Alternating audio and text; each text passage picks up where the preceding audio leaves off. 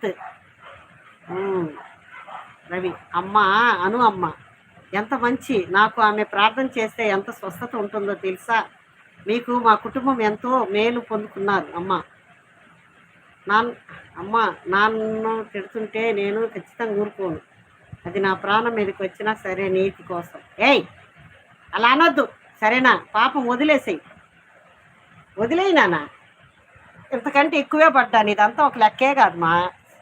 అవన్నీ సహజమేనా? సేవకురాలిని కదా, పడి చావాలి. ఏం చావద్దు, వదులు. ఆశక్క డీపీలో ఉండేది బావేనా? అవన్నీ చూడు, తొంగి తొంగి. అఖిల్ కుమార్, అవునమ్మా.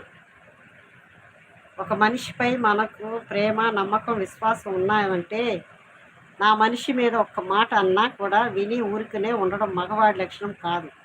దేవుణ్ణి నమ్మినా నమ్మకపోయినా సరే, మన వారిని ఒక మాట నేనైతే ఊరుకునే. అప్పుడు డాడీకి తెలియదా ఎందుకు ఓర్చుకుంటున్నాడు? సేవ అంటే అలాగే ఉంటుంది నానా. ఏంటో మిస్టర్ రవి బ్రదర్, నాకంటే భయంకరంగా అంటున్నారు మాటలు.